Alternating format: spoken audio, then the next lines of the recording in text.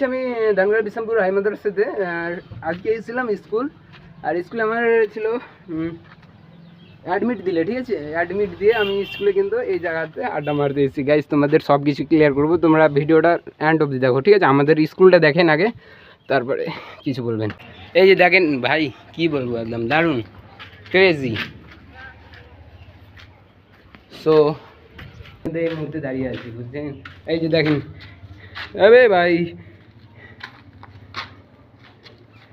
এই যে এটা আমার ছেলের বন্ধু, বুঝতে লাগে না।